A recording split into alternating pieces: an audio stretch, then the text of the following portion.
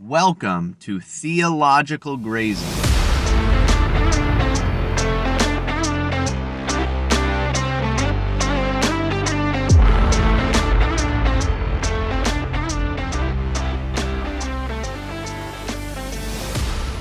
Following up on a kind of thread that I've been thinking through having to do with work. And I talked a little bit about the idea of soul enriching versus soul destroying work. I thought of a particular, very just quick thought or blurb that came up in a book I read recently. I read the book Jesus and John Wayne by Kristin Du Mez. I do not recommend it.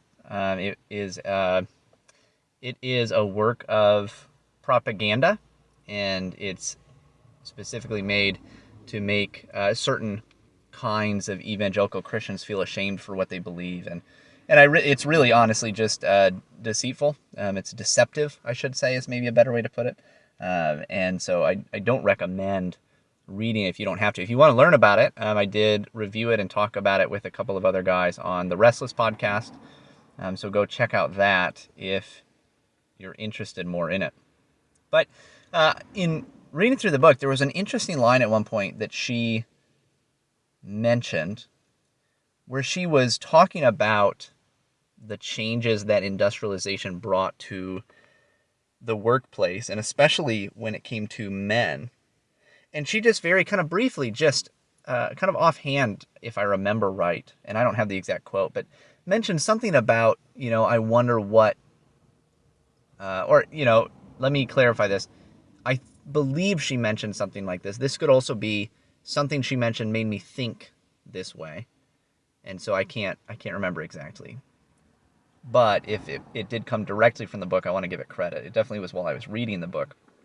And it was something like, what happened to men when they went from kind of the very independent and free work on the land in something like agriculture to working for a factory or corporation. What would that do to somebody? How would that change the way they look at the world and how they understand the world? I mean, just think about it like this. You have agriculture, I think, can just be maybe a bit more of a metaphor. I do think that it kind of excels in showing some certain ideals in work, and just in taking dominion. But it's not as though you can't get this elsewhere. So don't think, okay, well, agriculture is just all about farming. Michael talks about farming and agriculture a lot. Everybody has to be a farmer. That's not what I'm saying. But in agriculture, in being, working on the land, you have work that it's very diverse. So it's constantly changing. You're doing all kinds of different things. It is, and think too, pre-industrial farming. Modern industrial farming, maybe it's a little bit more like large corporations or factories. You could, maybe some of it's more like that. But pre-industrial farming, where, you're constantly changing what you're doing, you have all kinds of different chores and things to do throughout the day. Because you're in agriculture, there's seasons to what you do. So there's a time of harvest and a time of planting and a time of rest and a time of whatever. Every season is going to be a bit different. And there are times when you're, collecting fruit from the fruit trees, and there's times when you're, butchering animals, and there's times when you're breeding animals, and it's just constantly changing. So it's a very diverse work. And think too of the freedom of it. You have to manage your time. You have to do this well, and your paycheck, so to speak, your payout, what you get out of it, is almost 100% related to what you put into it. Obviously, there are external circumstances that you can't control, but for the most part, if you are working, with the grain of reality, according to the way God made the world, how much work you put in, that's how much you're going to get out. If you are lazy when it comes to agriculture, you just don't get anything. So it is a diverse and a very free way of working. Now imagine a lot of those people that are in that situation then go during the Industrial Revolution and they move into a city and work in a factory where they have one job. that they do over and over and over and over and over again. It's repetitive. Where their paycheck is not usually based upon their productivity, but just based upon them being a body that's there doing the thing they're supposed to do.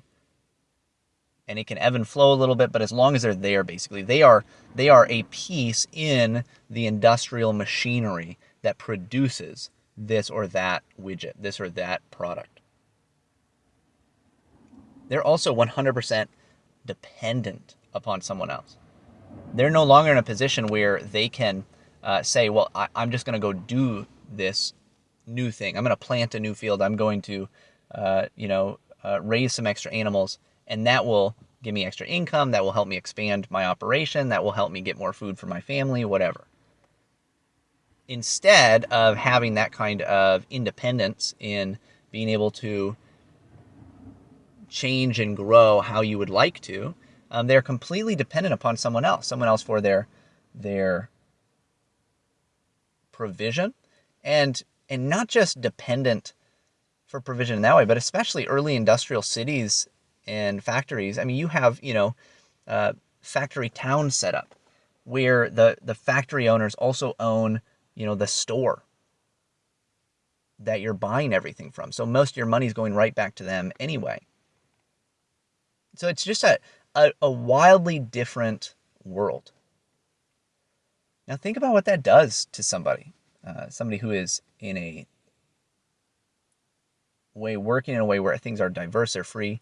Now, maybe you could say that there's at least the appearance, the feeling of greater security. Maybe, you're not as responsible, and so you don't have to bear a lot of the responsibility. If you fail, a lot of the responsibility for your failure gets passed on to somebody else.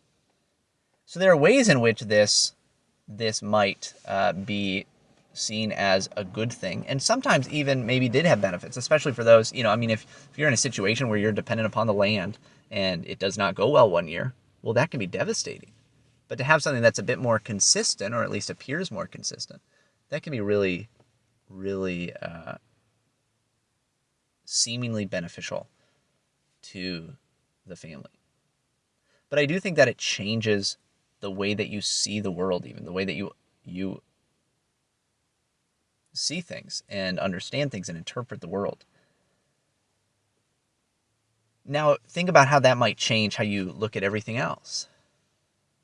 When you have a country of mostly agriculturalists, where diverse, free, constantly changing work that is intimately involved in the world that God made, and that changes to where a majority of people are dependent upon somebody else. A lot of their productivity does not go directly to them, but it goes to someone else.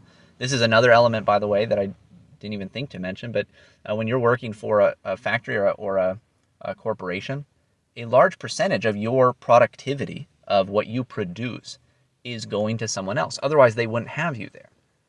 So in a sense, you're in a kind of servitude where much of what you do, a kind of subsistence almost like subsistence farming, not quite the same, where, a portion of what you do, maybe serfdom is another way to put it, a large portion of your productivity is being given to somebody else.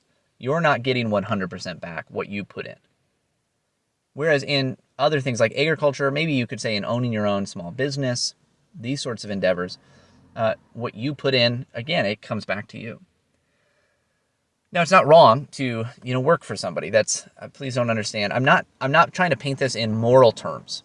There's morality issues involved, but I'm not trying to do that right now. I'm just thinking through the consequences of living in one way, diverse, very free, independent, and regularly changing, intimately involved in God's world, where the vast majority of your productivity comes back to you, versus when all of a sudden you have a majority of people working for someone else, dependent upon someone else, where most of, or at least a lot of their productivity goes to someone else.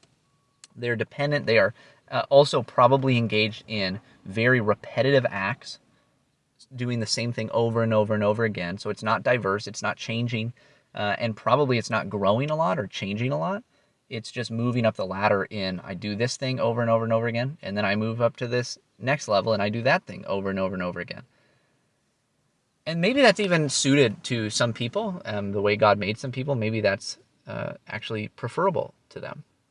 But I can't help but think a majority of people would be more fulfilled in a position where they are taking much more dominion and taking on much more responsibility themselves.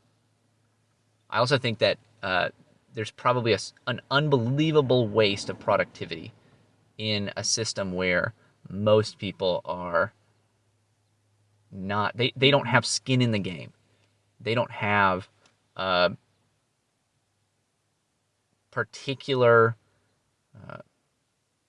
desire to benefit what they're doing. They're just getting their paycheck out of it, right? They don't care about the company. They don't care about the corporation, probably in part because there's no intimacy. Now, some corporations do a better job than others at trying to foster that and foster a love for the companies, but that's not always the case, and a lot of times it's not the case. And you think about how many people just kind of punch in, punch out.